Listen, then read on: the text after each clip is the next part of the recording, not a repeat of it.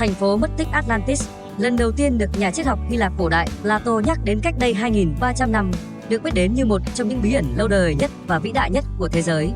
Theo Plato, quốc đảo không tưởng tồn tại trước thời đại của ông khoảng 9.000 năm và đột ngột biến mất một cách bí ẩn. Ngay cả sau nhiều năm nghiên cứu, sự thật chính xác về thành phố này vẫn chưa được tìm ra và điều đó càng làm cho các câu chuyện gắn liền với nó trở nên hấp dẫn. Dưới đây là bí ẩn về thành phố này. 1. Nguồn gốc lịch sử của Atlantis. Plato mô tả đảo quốc Atlantis hay Athens cổ đại dựa trên bằng chứng lịch sử hay chỉ dựa vào hư cấu. Trên thực tế có một nền văn minh rực rỡ tại Địa Trung Hải, đảo Crete của người Minoan, thậm chí còn xa xưa hơn xứ Hy Lạp của Plato, và nó cũng bị phá hủy một phần vì thảm họa tự nhiên. Nhiều học giả hiện đại cho rằng, mặc dù quy mô và vị trí của Atlantis kém chính xác trong Critias, có thể do dịch sai. Câu chuyện của Plato dựa trên vụ núi lửa phun khủng khiếp tại Thế Gia. Hòn đảo nằm ở phía đông Hy Lạp và phía bắc Crete trong biển Ai.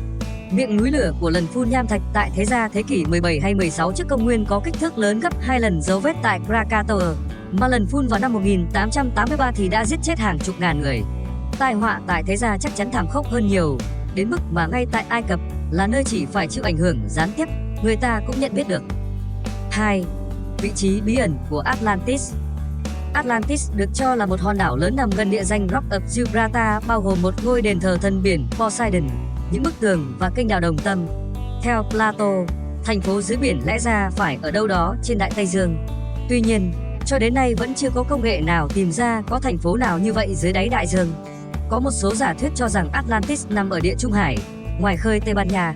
Một số lại cho rằng nó có thể nằm dưới đáy Nam Cực. Trong một thời gian dài, Azores được cho là địa điểm tồn tại của thành phố Atlantis.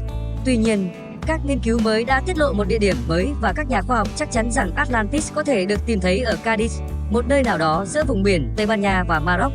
Những câu hỏi như Atlantis ở đâu, hay nó có tồn tại thật hay không vẫn chưa được giải đáp. Có lẽ thế giới sẽ tiếp tục suy đoán về sự tồn tại cũng như vị trí của thành phố này trong một thời gian dài nữa. 3. Quy mô của thành phố Atlantis. Plato đã mô tả về hòn đảo nơi thành phố Atlantis tồn tại là một hòn đảo rất lớn.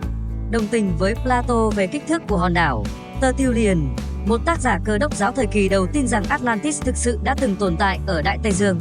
Kích thước của nó lớn hơn cả Libya và châu Á ngày nay cộng lại. 4.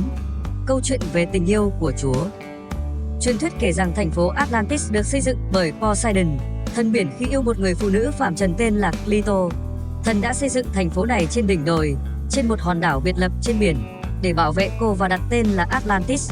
Theo câu chuyện, Poseidon đã đi khắp thế giới tìm kiếm hòn đảo lớn nhất cho đến khi tìm được hòn đảo lớn nhất trong số đó, Atlantis. 5. Cung điện Captivation. Ngôi nhà mới do Poseidon xây dựng vì tình yêu ở thành phố Atlantis được bao quanh bởi những vòng nước và đất. 5 vòng nước được kết nối với đất liền với sự hỗ trợ của 5 đường hầm, nơi có một con kênh khổng lồ nối các vòng nước bên ngoài với đại dương. Các đường hầm tạo điều kiện để cho tàu bè có thể đi lại được. Mọi tuyến đường đến thành phố đều được bảo vệ bởi các cổng tháp. Các bức tường bao quanh được xây dựng bằng đá đỏ, trắng, đen và được trang trí bằng kim loại quý. 6. Tượng Poseidon bằng vàng tại Atlantis. Chuyện ngụ ngôn kể rằng Clito có 5 cặp con trai sinh đôi với Poseidon. Người con cả được đặt tên là Atlas. 10 người con trai được thừa kế thành phố vĩ đại và người con đầu tiên, Atlas, trở thành người cai trị đầu tiên của Atlantis. Những người con đã xây dựng một ngôi đền khổng lồ cho cha của mình. Trong đó có một bức tượng Poseidon khổng lồ cưỡi một cỗ xe được kéo bởi những con ngựa có cánh. Bức tượng được đúc hoàn toàn bằng vàng và đặt trong một ngôi đền với mái hình xoắn ốc lên cao đến tận mây. 7. Thành phố Atlantis giàu có. Thành phố Atlantis màu mỡ và xinh đẹp, nơi sinh sống của những á thần, nửa người nửa thần, được cho là một vùng tự cung tự cấp, nơi con người tự trồng lương thực và nuôi gia súc. Những người nông dân của thành phố thường trồng trọt ở những vùng đồng bằng phì nhiêu ở ngoại ô với sự hỗ trợ của hệ thống tưới tiêu hết sức tiên tiến. Họ cũng xây dựng các tòa nhà đẹp với nhiều kiểu kiến trúc khác nhau từ các vật liệu như đá đen và đá đỏ. Họ còn khai thác và chế tạo các kim loại quý như hợp kim đồng thau cho các mục đích giải trí và thí nghiệm. 8. Sự trỗi dậy của Atlantis. Ngoài truyền thuyết và các câu chuyện ngụ ngôn về thành phố mất tích Atlantis, sự thật về thành phố vẫn còn là một ẩn số. Trong số các nhà sử học và các nhà nghiên cứu, những phát hiện của Egar Cayce đặc biệt hơn cả. Egar Cayce tin vào sự trỗi dậy của thành phố đã mất một lần nữa giống như mặt trời mọc trên biển. Ông dự đoán một vùng đất mới sẽ xuất hiện ngoài khơi bờ biển phía đông của Bắc Mỹ. Ông cũng cho rằng linh hồn của một số người sống ở Atlantis đã nhập thể vào châu Mỹ để mở ra một kỷ nguyên mới của ý thức con người được khai sáng. 9. Kết nối ngoài trái đất của Atlantis. Các câu chuyện cũng cho rằng những cư dân ban đầu của thành phố đã mất Atlantis được cho là có nguồn gốc ngoài trái đất. Những người đã đến đó khoảng 50.000 năm trước từ hệ thống sao Lyrian, có chiều cao hơn nhiều so với con người bình thường ngày nay. Tuổi thọ trung bình của những người này được cho là 800 năm, khiến họ được xem là tiêu biểu cho nguyên mẫu con người thời đó. 10. Sức mạnh đặc biệt của người Atlantis. Khi một số người cho rằng thành phố mất tích Atlantis nằm trên sao Hỏa hay chỉ là thuộc địa của một nền văn minh ngoài hành tinh, cư dân của thành phố Atlantis được cho là sở hữu những sức mạnh đặc biệt như khả năng điều khiển thời tiết, điều khiển các vụ phun trào núi lửa. Một số giả thuyết cũng đề cập đến việc họ sở hữu một số loại thiết bị cho phép họ truyền năng lượng đến khắp các thời gian và không gian. Mặc dù thần thoại nói rằng cư dân của thành phố Atlantis là những sinh vật siêu việt, nhưng vẫn có một số ý kiến cho rằng đó chỉ là một hình ảnh thần thoại đại diện cho một kiểu sống man dợ. 11. Nguyên nhân khiến Atlantis bị xóa sổ. Việc Atlantis biến mất vẫn là một ẩn số khiến các chuyên gia khảo cổ, sử học đau đầu. Đã có rất nhiều ý kiến đưa ra và giả thuyết được đồng tình nhất chính là do các thảm họa thiên nhiên như động đất, sóng thần, núi lửa phun trào đã chôn vùi nền văn minh vĩ đại của nhân loại.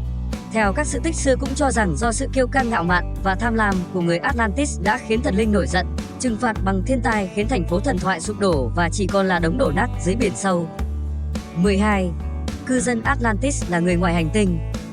Có nhiều giả thuyết chỉ ra rằng người dân Atlantis tiền sử chính là người ngoài hành tinh đã đến trái đất cư trú. Họ cao và có màu da sáng hơn người thường với trí tuệ siêu việt, tuổi thọ và khoảng 800 tuổi. Họ được cho là nguyên mẫu của con người hiện đại và sở hữu khả năng siêu nhiên như điều khiển thời tiết, siêu khỏe và thay đổi được không gian lẫn thời gian. Họ sống trên đảo khoảng 50.000 năm trước từ một nơi gọi là hệ sao Lyran. 13. Chiến tranh giữa người Atlantis và người Athens. Nhiều người tin rằng vùng đất của thần Poseidon có liên quan đến cuộc chiến giữa người Atlantis và người Athens. Trong cuốn Timaeus và Critias có nhắc đến vị tư tế Ai Cập cổ đại Sonchis Thanysis, người đã kể cho chính khách, nhà thơ Solon, khoảng 640-560 trước công nguyên, về một sự kiện kỳ lạ. Sonchis Thanysis kể rằng hàng nghìn năm trước Athens đã xảy ra chiến tranh với một thế lực hùng mạnh từ Atlantis. Trận chiến xảy ra ở Đại Tây Dương và người Athens đã thất bại, còn người Atlantis chiến thắng, liên kết lại với nhau, xây dựng nên một đế chế thịnh vượng. Trên đây là những sự thật bí ẩn về vương quốc Atlantis, hy vọng giúp các bạn hiểu hơn về vùng đất này. Xin chào, hẹn gặp lại các bạn kỳ sau.